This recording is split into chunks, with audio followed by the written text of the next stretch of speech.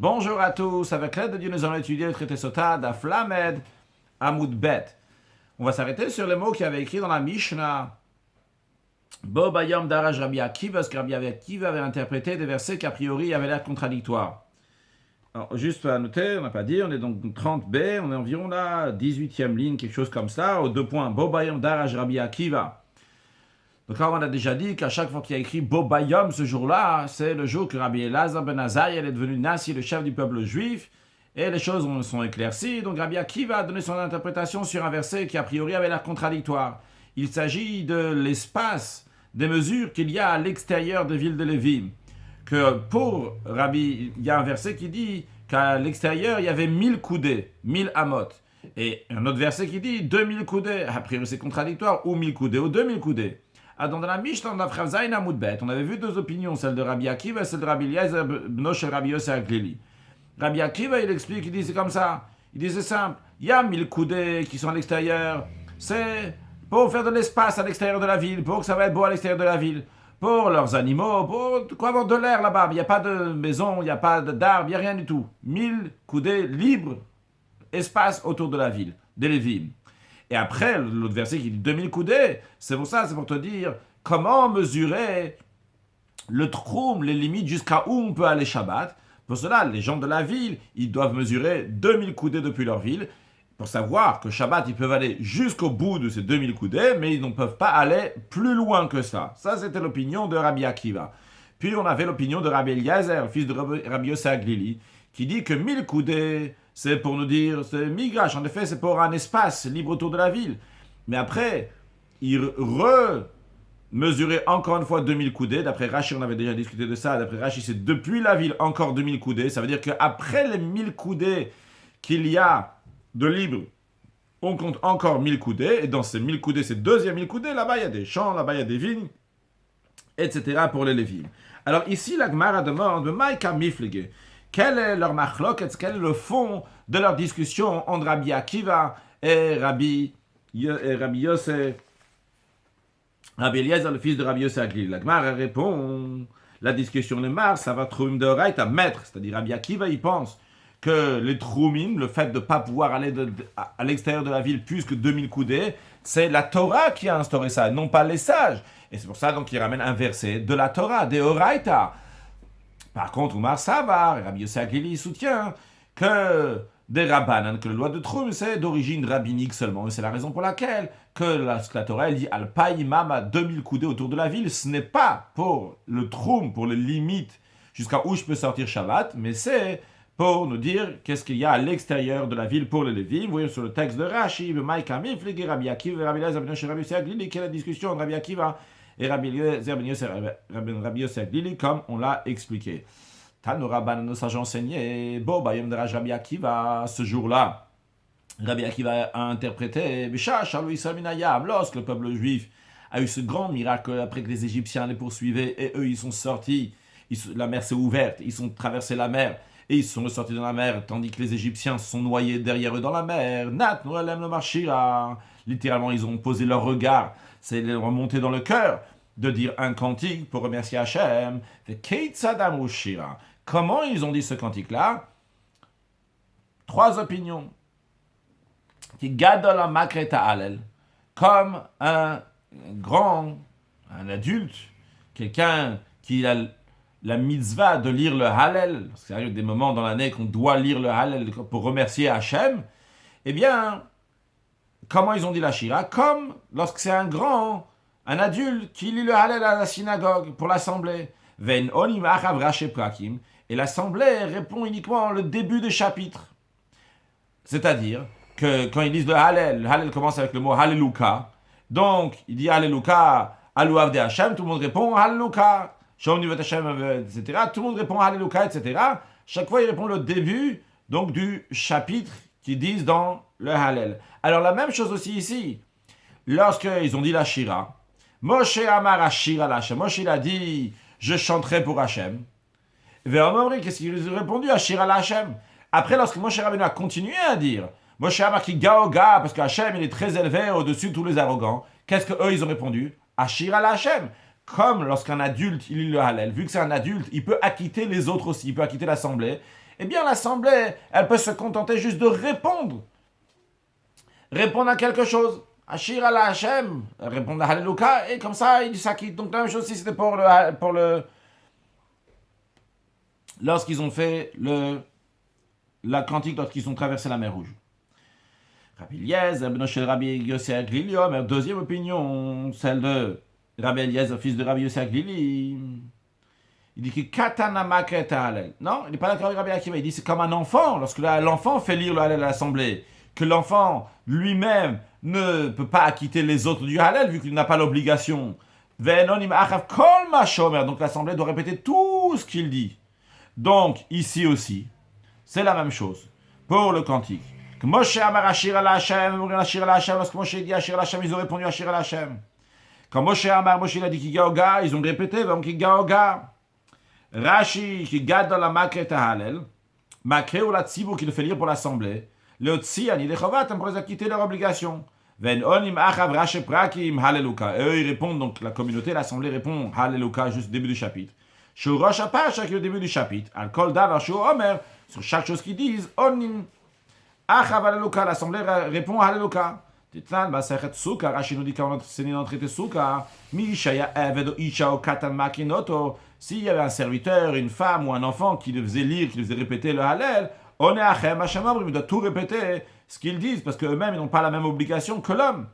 Par contre, Vimaya Gadol Makioto, si c'est un adulte qui faisait lire, on est Achav Halleluka, dans ce cas-là, il répond Halleluka, après chaque chose donc, qu'il dit, il dit Halleluka.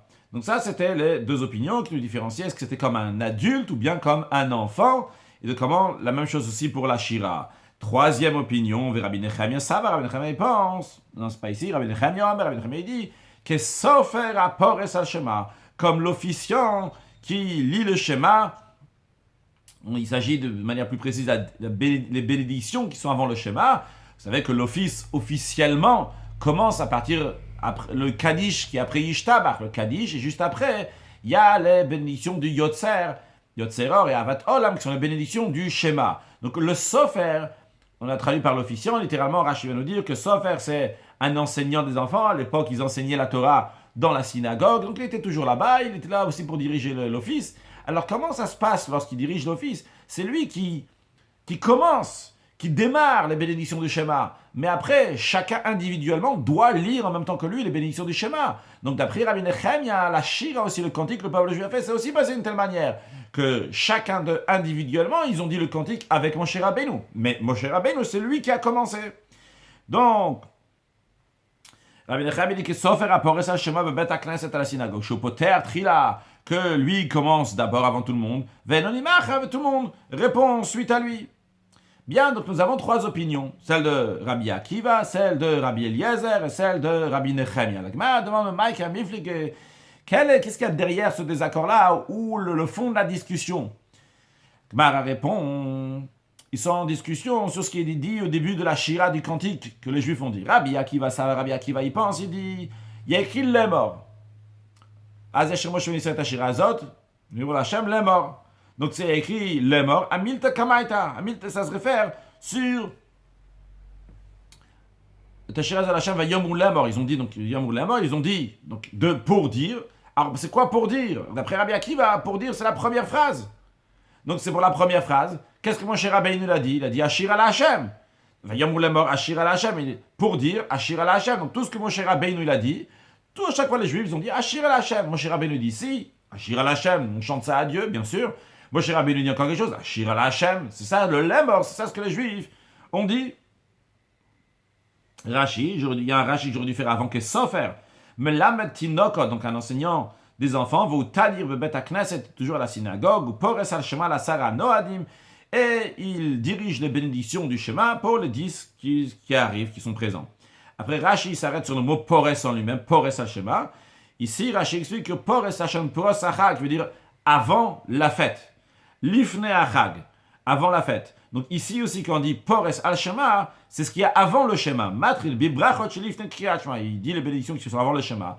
Ven onim acharav, et eux, les gens de l'assemblée répondent après lui. Vekorin kulam yachad, et ils lisent tous ensemble. Donc d'après Rabbi Nechemia, il en est de même aussi pour la shira. Car shat ruach hakodesh al kulam. De même, donc le ruach hakodesh, l'esprit sainté, la prophétique, était sur tout le peuple juif. Kivnu yachad et shira kirtava, et ils ont eu l'intention de dire le même shira, le même cantique tous ensemble.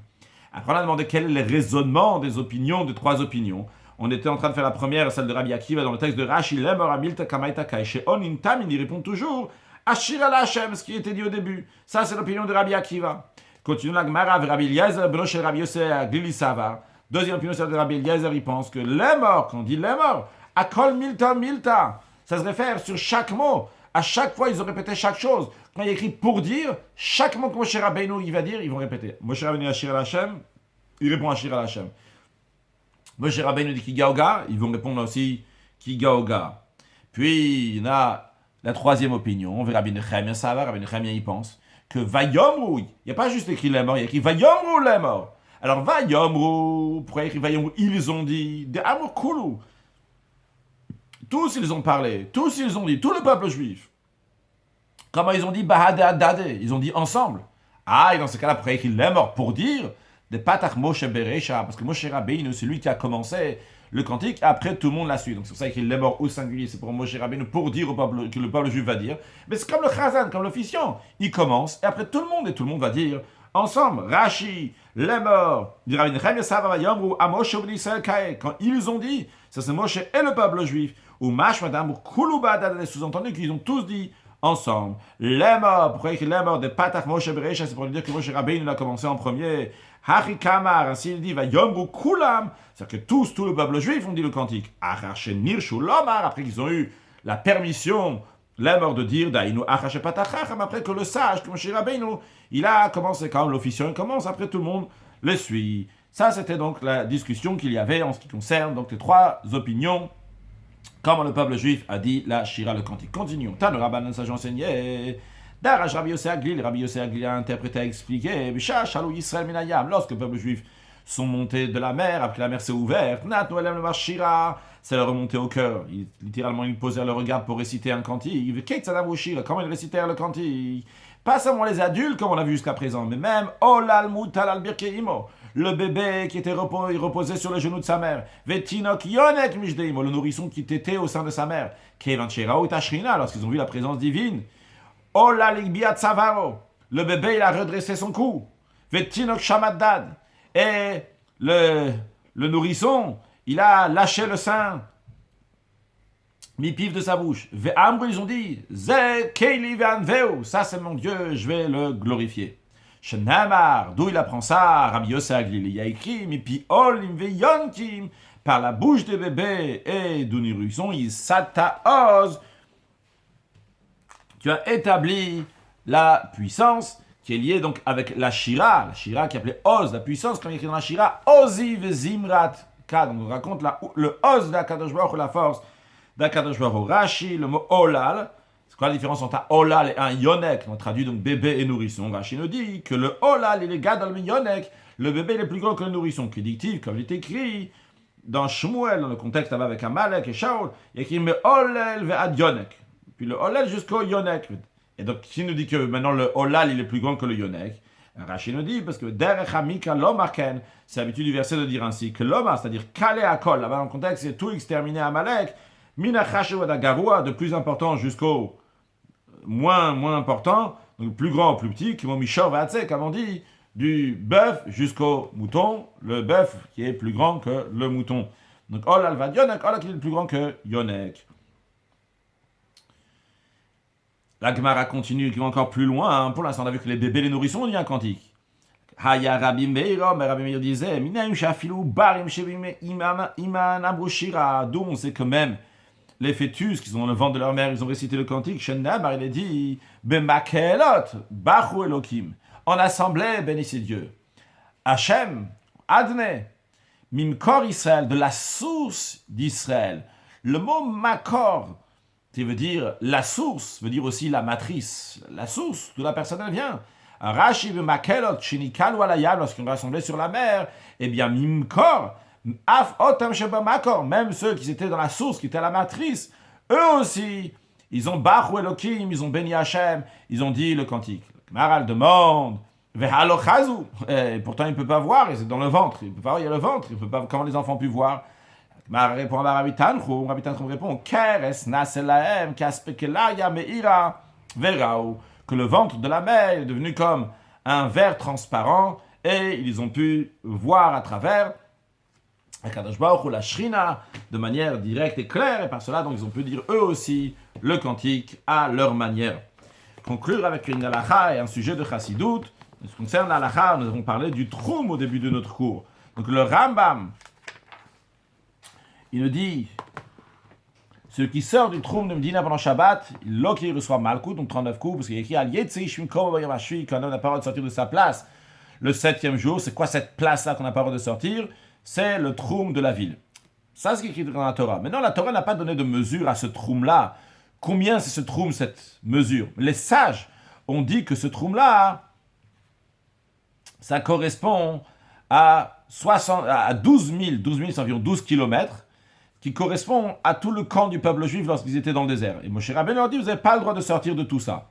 Donc ça, c'est ce que les sages expliquent, ce que la Torah veut dire. Maintenant, ce que les sages eux-mêmes ont instauré, ils ont instauré qu'un homme n'a pas le droit de sortir plus que 2000 coudées à l'extérieur de la ville. Mais à l'extérieur de 2000 coudées de la ville, d'où ils apprennent ça? Parce que les 2000 coudées, c'est comme Migrash Hayir, donc on a dit donc ce qu'on a dit à propos de Lévim. Il y a une autre opinion qui dit que même à l'extérieur de 12 000, c'est pas assourd, c'est seulement Midérabanan, c'est seulement les sages qui interdit. Donc ce que je viens de voir, c'est dans le Ram Shabbat, Perek Chav Zayin, Halacha Aleph. Et ce qu'on a dit à la fin, donc l'autre opinion, c'est celle du Rosh, du Mordechai, etc. Un sujet de Chassidut, en ce qui concerne les trois opinions que nous avons vues, en ce qui concerne le cantique de la mer, le Rabbi explique dans le sens profond, en plus de ce qu'on a vu dans la Gemara, Yomru, Lemor, etc. Le Rabbi explique comme ça. Il dit, lorsque le peuple juif sont sortis de la mer Rouge, il y avait une hardout, il y avait une union entre le peuple juif. Et il faisait que cette hardout-là, elle transcendait le peuple juif. Il n'y avait pas de différence entre le petit et le grand, comme on l'a vu dans la Gemara, que les nourrissons, les bébés, les soignants, ils sont dans le ventre, tous, ils ont dit une chira quand il n'y a pas... Mais Moshe Rabbeinu, il n'y a pas de différence entre l'un et l'autre. Donc, il y avait une grande hardout, quelque chose d'extraordinaire. Cette hardout, cette union d'où elle vient par Moshe Rabbeinu. Tout le monde est d'accord que qui est-ce qui a fait qu'il va y avoir cette hardout, cette union, c'est Moshe Rabbeinu. Parce que Moshe Rabbeinu, c'est la tête, c'est le Nassiador, le chef du peuple juif. Et c'est la raison pour laquelle que lui, il englobe toute la génération, comme le commentaire de Rashi dans la paracha de Chukat, que Moshe ou Yisrael est Moshe. Que Moshe c'est le peuple juif c'est Moshe Rabbeinu. Parce que Rashi dit là-bas, Nasi adore, que Chol adore, que Nasi hu akol. Que le chef de la génération, c'est comme toute la génération. Parce que le chef de la génération, c'est toute la génération.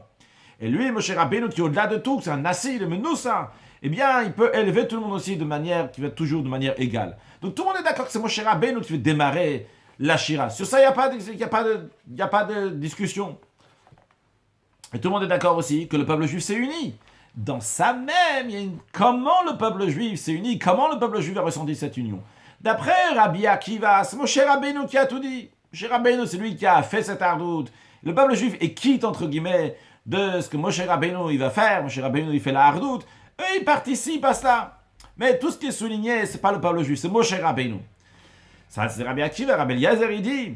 Non, la vraie hardout, c'est quand le peuple juif eux-mêmes vont ressentir la hardout. C'est pas suffisant que Moshe Rabbeinu, lui, ressent la hardout, il impose, entre guillemets, sur le peuple juif, que eux aussi vont la ressentir. C'est pour cela qu'ils doivent ressentir, ils doivent répéter ce que Moshe Rabbeinu dit.